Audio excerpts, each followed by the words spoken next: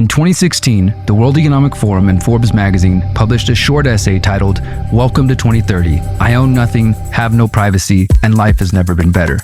Written by Ida Auken, Denmark's former Minister for the Environment, the essay imagines what life might be like in 2030.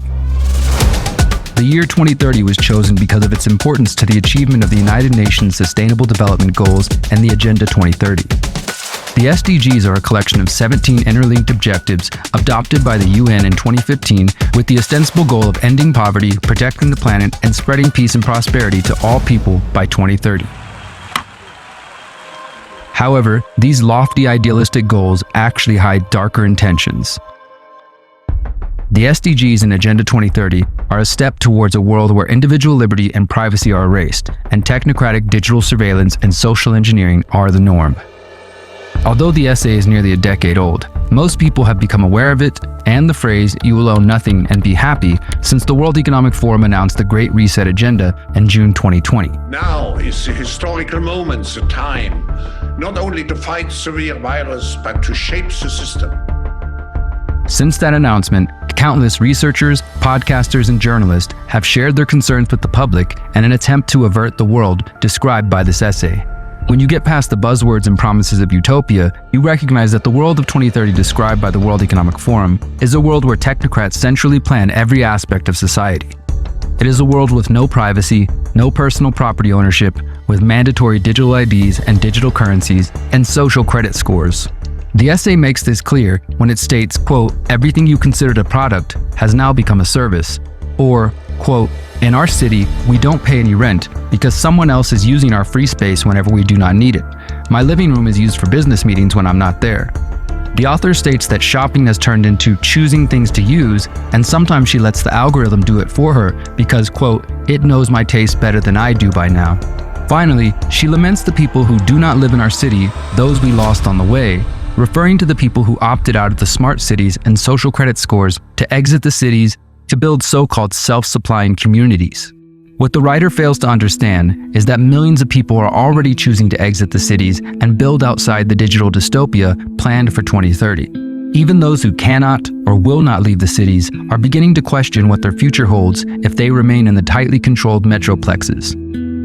While most people likely do not agree with the vision put forth by the WEF, the UN, and their cartels, we cannot deny that these institutions are working night and day to achieve their 2030 agenda.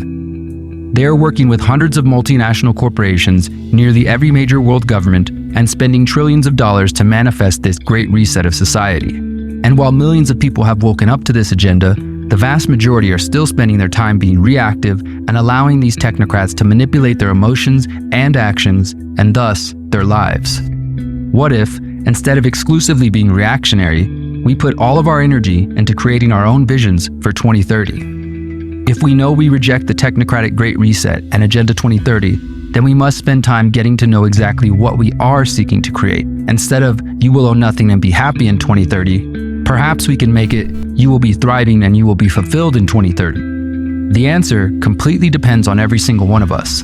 The future generations are depending on us to build an alternative to the technocratic vision. Here's one alternative vision to the world of 2030.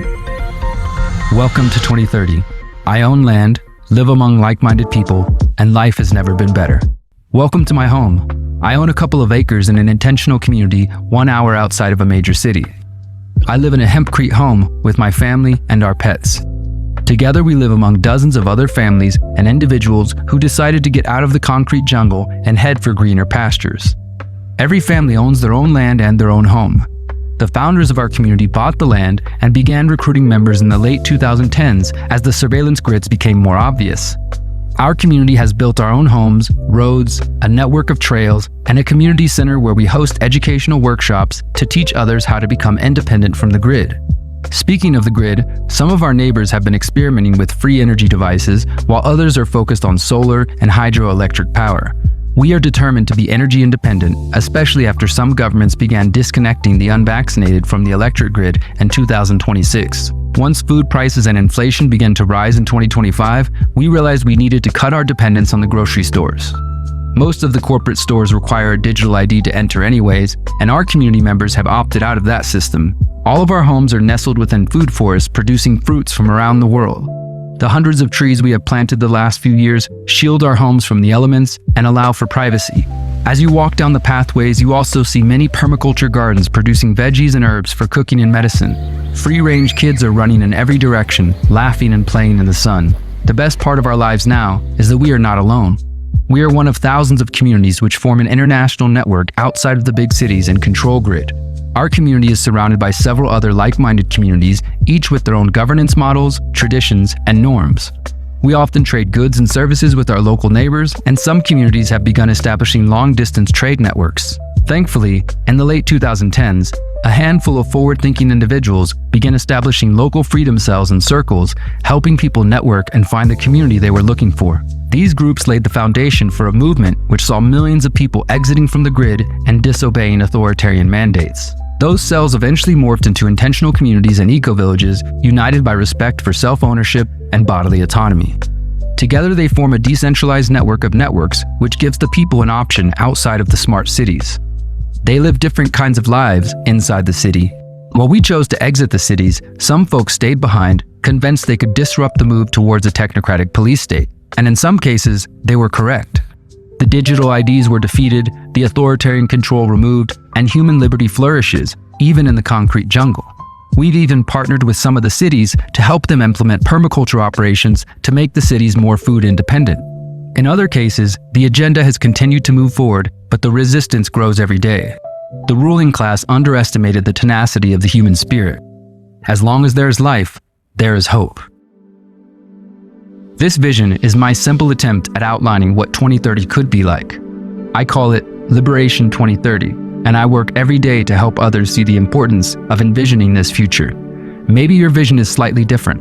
Whatever it is, write it down, see it in your mind, and do what you can to bring it to reality. Let's reject Agenda 2030 and the Great Reset, and let's build the People's Reset.